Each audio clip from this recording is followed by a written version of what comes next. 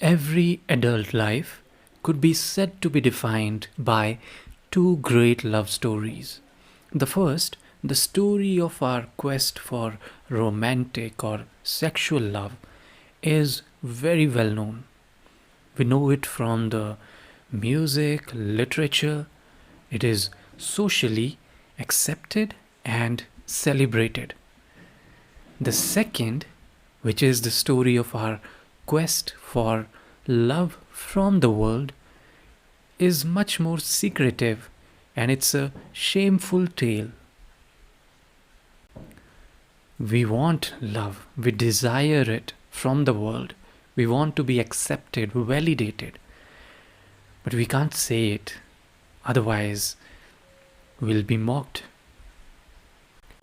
And it is this second love story which is really intense, really complicated, and yet we don't talk about it. This is the primary idea behind the book called Status Anxiety, written by Alain de Botton. If you have been following this podcast, you would know that I've been a big fan of Alain de Botton's books. He is the founder of the School of Life, where they work on the power of literature, philosophy, art, in order to educate and improve on emotional health of individuals. And this particular book also serves a very similar purpose. It helps us overcome our status anxiety. And what is that, you might wonder? You might not be familiar with the term, although I think most of us intuitively understand that we feel a little anxious about our status in the society. So let's define the terms based on this book first. First of all, status. What is it? Simply said, it is one's position in society. In a narrow sense, we talk about one's legal or professional standing within a group. But in the broader sense, which is more relevant in this context, it is the sense about one's value or one's importance in the eyes of the world. It's not so much just about the professions, just about work or marriage. It's what you mean to the world and what you think you mean to the world. That's what the status is all about. What about status anxiety? This is an anxiety or a feeling that comes that we might be failing to conform to the ideals of success that are being laid down by our society. And as a result, we'll be stripped of dignity and respect. And obviously, this anxiety is provoked by a number of things. It's not just about your profession, your earnings. It's so much about what is going on around you, what the media is saying, what a particular society values, how people are judged in a society, and all that. So we now have some idea about what this status anxiety is about. What then the book tells us? What is the book all about? The book is, first of all, a guide to understand the nature of status anxiety, where it is coming from, how we can understand it better, what are the causes, and then eventually it gives us solutions. So there are two sections in this book. The first section talks about causes, whereas the second section talks about solutions, how we can deal with it. In this episode, I'm going to focus on the first part, that is, what are the causes of status anxiety? Why do we feel anxious about our status? Let's talk about that then. Let's begin with the first cause that the author lays down for us. What is the first cause of our status anxiety? Author says it is lovelessness. As I said in the beginning, our life is a quest for love. Two kinds of love.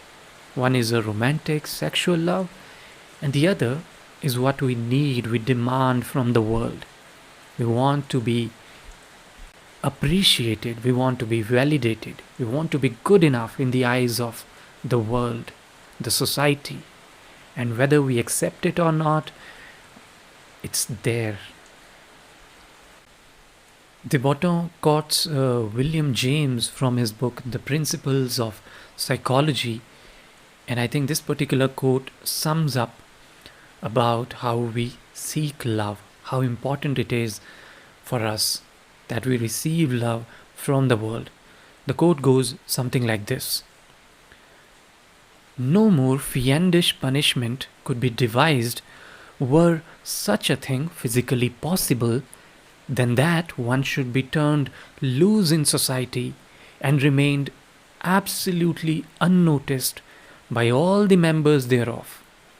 If no one turned around when we entered, answered when we spoke, or minded what we did, but if every person we met cut us dead and acted as if we were non-existent beings, a kind of rage and impotent despair would before long well up in us, from which the cruelest bodily torture would be a relief." So that's the idea here. We are affected by the absence of love, the absence of attention, appreciation, validation that we might get, that we think we might get from the world. And if we don't get it, there's going to be frustration. There's going to be a feeling of loneliness, despair. And it keeps us anxious that if we don't do enough, if we are not being good enough, it's going to be really bad. And the thoughts keep us anxious. And they make us do a lot of things. In fact, a lot of times they make us choose certain career paths or work hard on our careers or other aspects of our social life. Ideally, author says, it would be great if the other people's judgments did not affect us, if their opinions did not affect us. But the reality is, they do. And so far as these things affect us, other people's opinions affect us, it's going to lead to status anxiety. So therefore, it is one of the causes. Remember, we are not talking about the solutions yet. We are going to talk about solutions in the next episode. For now, we are only talking about the causes. The first cause, that lovelessness. The second cause is snobbery. It's an interesting term, snobbery or snob, because the way it began, the way the term initially came about, it meant exactly the opposite what it means today. Back then, in the 19th century, the snob was somebody who was constantly offended by a lack of high status in others. So if you were a snob and you saw somebody at a high status, you were offended, you probably disliked that person. Then you were a snob. Now it's the opposite. Now you look down on somebody, then you are being a snob. So that's the interesting part. But the point that author is trying to make in this particular section is there's a lot of snobbery around. We know for sure that the world is going to judge us, and it will judge us in a number of matters. If we don't have good education, people are going to mock us for that. If we don't have a job that pays enough or is high in status, is appreciated enough by the society, once again the world will judge us for that. The world will judge us for our tastes, for our appearances, for pretty much everything. And that kind of plays a role in the back of our minds. We know somewhere in the back of our mind that the world is going on, the world is going to judge us. So that keeps us a little bit anxious. And that's why the snobbery is the second cause here. The third cause is expectation. Let me explain it, but before, there are a few points that the author makes in this particular section that I think are worth discussing.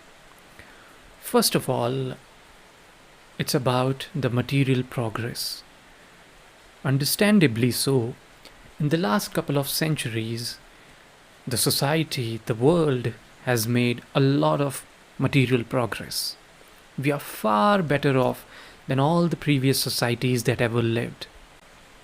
If you just take a moment right now and look at the objects around you, anything, just look around and focus on anything.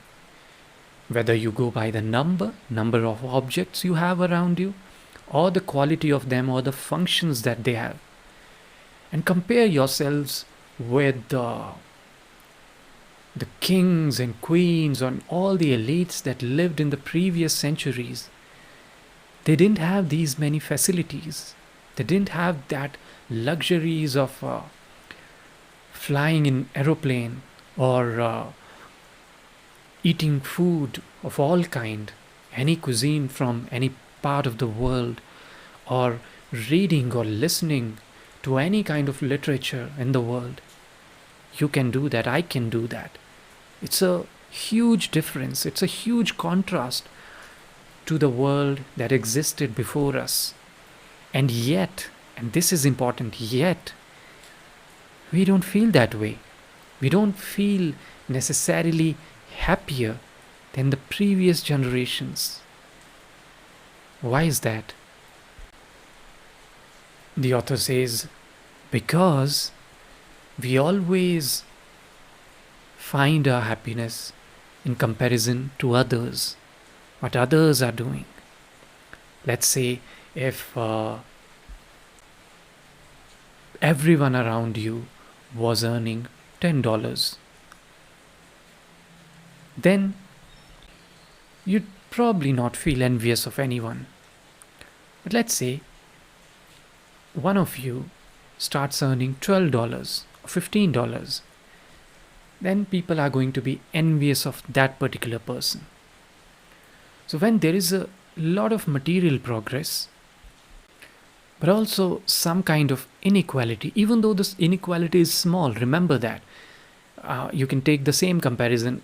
Let's say earlier everybody was earning $10 and then it was okay, but then eventually everyone is earning $100, but one or two people are earning maybe $200 or $500, then again people are going to be envious of that particular person. It happens because we see our happiness in comparison to other people. And also, we have to understand that what happens really is, what makes us envious is not really the disproportion, it's not really the difference, how much money somebody else is making, but the more important factor is proximity. How much status or money the person close to us with whom we can relate, that person is making. In earlier societies, you lived within your groups, and the group was pretty much living a similar kind of lifestyle. That's no longer true. Now you see around you and there is somebody doing better, and that makes you envious. And that also affects your self-esteem, because self-esteem is really related to how many things you want to do eventually, and how many things you succeed at. So if you succeed at a few things and you want to do a lot of things, if you want to achieve a lot of things, but but you're not able to do that, then your self-esteem is going to get low, and you are going to feel anxious. And this particular idea about expectation is combined with the next cause, which is meritocracy. How in today's world, because we have meritocracy, it adds to our expectations, it adds to our social anxiety. And to illustrate that point, de Botton tells us three simple stories, three biblical lessons basically, and how in the religious societies, even though you had a lower status, because religious teachings were such, you didn't feel it that way. There was a lot of comfort in that. But now, if you don't do good enough, if you don't improve your status, if you don't earn money, if you don't improve your standing in the society, if you don't achieve success, it's because of your fault. Because the society is meritocratic and you can't blame anyone. You can't blame your birth, you can't blame anything. It's your own doing. So, three stories or three lessons, let me briefly tell you from the previous world. The first one is that the poor are not responsible for their condition and are the most useful in society. Because many religious teachings kind of romanticized and gave credit to poor people. So there was some consolation there. The second lesson is low status has no moral connotations. So you can be poor, but if you are morally upright, again there's a consolation there. And you feel good about yourself. The self-esteem can be high. And the third lesson is the rich are sinful and corrupt and owe their wealth to their robbery of the poor. That's again a Christian teaching, and all of this was before the pre-industrial societies. It was said that because resources are limited and whoever is capturing resources, they are taking it from other people, and that's why they are sinful in some ways. If you're gaining a lot of material wealth, you're doing more corruption. In today's world, in a capitalistic, more industrial world, it is assumed that you are earning money by creating value. So if you are making a lot of money, it means you are creating a lot of value. So ultimately, if you are poor, that means you're not creating value. And it leads to low self-esteem. And as I said earlier, it is because of your own fault. You can't blame the society. Society is meritocratic. You have to blame yourself, your own talents, your own skills, your own hard work. And that makes more anxious. And the final cause of status anxiety, as mentioned in the book, is dependence. In traditional societies, high status may have been difficult to achieve, but once you got there, by any reason, most likely because of your family, it was very hard to lose. But the modern societies, the modern economy is very vulnerable. You might be running a company today, or you are at a top position, you're the CEO of a company, but you might lose everything tomorrow. You never know what's going to happen. The economy is really volatile, and the markets are highly competitive. So if you don't work hard enough, if you're not up to the mark, if you don't stay competitive, you're going to lose it. Once again, what are you going to do? You're going to feel anxious about it, and you're going to work extra hard. You're going to be on the edge. And that's, once again, a reason to feel anxiety, to feel status anxiety, to be specific about it.